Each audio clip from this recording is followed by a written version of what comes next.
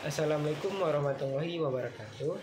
Perkenalkan, nama saya Agustio Almi, NIM 22080005 dari kelompok 1. Pada kesempatan ini, saya akan menjelaskan tentang praktikum mengukur garis lurus di antara dua bangunan.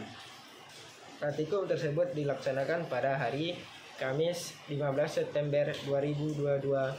Lokasinya di antara gedung teknik sipil dan teknik mesin.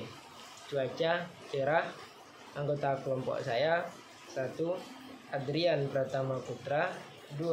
Saya sendiri Agustio Almi. 3. Al-Rafki Dwi Putra. 4. Alfa Claudia Erpasaribu. Adapun tujuan dari praktikum tersebut ialah mahasiswa terampil dalam menempatkan titik-titik pada garis lurus di lapangan yang ada halangan di ujung ke ujung. 2. Mahasiswa terampil menempatkan titik-titik pada garis lurus di lapangan yang ada halangan di tengah. Adapun dasar teorinya, membuat garis lurus yang terhalang di lapangan dimaksudkan pembuatan garis lurus tidak dapat dibuat secara langsung, tetapi ada rintangan atau halangan. Halangan tersebut antara lain jarak kereta api, jalan kereta api, sungai, atau bangunan dan sebagainya. Membuat garis lurus di lapangan merupakan bagian yang terpenting dari pengukuran tanah. Dapat dimengerti bahwa garis lurus ini tidak dapat langsung diukur antara kedua ujung garis, melainkan beberapa titik karena di beberapa kasus di lapangan kadang garis lurus tersebut tidak dapat dibidik karena terhalang suatu bangunan. Maka dari itu, dibuat garis-garis pembantu berupa gabungan titik-titik sebagai pembantu dalam menentukan kelurusan garis. Titik ini dinyatakan dengan jalon. Oleh karena itu, ada beberapa cara untuk membuat garis lurus dengan kondisi pandangan yang terhalang, salah satunya dengan pembuatan garis lurus yang sejajar. Dengan garis lurus yang akan dibuat dengan menggunakan segitiga siku-siku, dapat ditemukan garis yang sejajar dengan garis lurus yang akan dibuat. Membuat garis lurus di lapangan merupakan sesuatu yang penting pada pengukuran lahan dalam dunia pertambangan. Hal ini akan ditemui pada saat pengukuran lahan yang akan ditambang. Adapun alat dan bahannya: 1.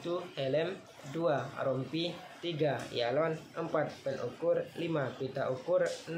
Kompas. Adapun keselamatan kerjanya: 1. Mahasiswa memakai sepatu. 2. Pastikan jumlah alat yang dipinjam.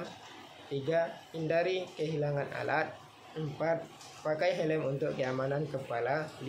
Gunakan rompi. Adapun langkah-langkah kerjanya: A. Persiapan. 1.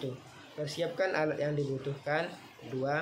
Buat bon alat dan tanda tangan dan diketahui oleh dosen yang mengajar.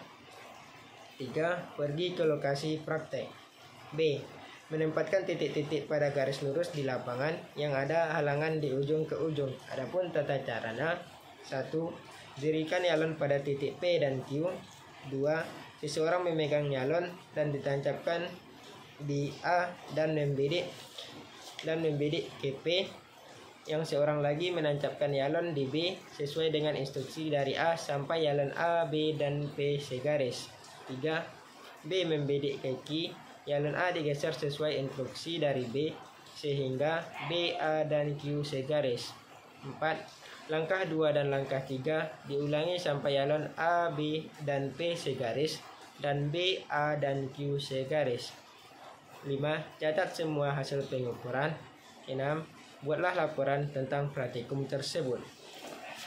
Adapun data praktikumnya, kami mendapati panjang garis P dan Q 8 meter, P sampai B 6,1 meter, P sampai B1 5,8 meter, P sampai B2 5,8 meter, P sampai B3 5,8 meter, P sampai B4 5,8 meter, P sampai B5 5,8 meter, Q sampai A 6 meter.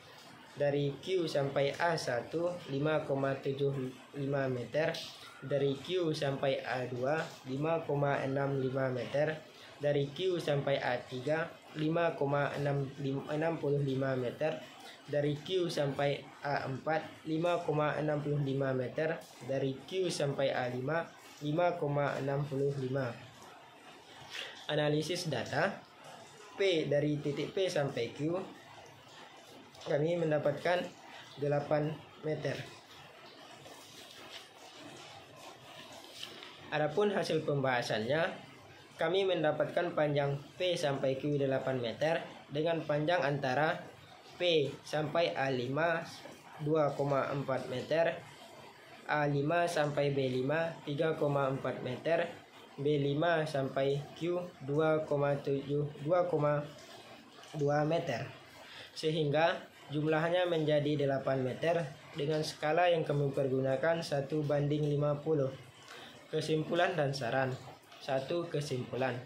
Pada praktikum diperoleh data hasil panjang P sampai P dari titik P sampai Q 8 meter. Skala yang digunakan 1:50. Garis lurus tidak dapat langsung diukur antara kedua ujung garis, melainkan beberapa titik, karena di beberapa kasus kadang garis tidak dapat dibidik karena terhalang suatu bangunan. D. Saat melakukan pengukuran, yalon dan penukur dibidik dengan pasti dengan posisi benar-benar tegak lurus. Saran saya: A. Selalu mengutamakan keselamatan. B. Perlengkapan safety wajib dikenakan saat kegiatan praktikum berlangsung. C. Harus bersikap cermat, hati-hati, dan juga teliti. D. Menggunakan yalon dan penukur harus didirikan dengan lurus. E. Teliti dalam setiap pengukuran dan perhitungan agar hasil yang didapat akurat. Sekian yang dapat saya jelaskan tentang mengukur garis lurus di antara dua bangunan. Apabila ada kesalahan mohon diberi maaf. Assalamualaikum warahmatullahi wabarakatuh.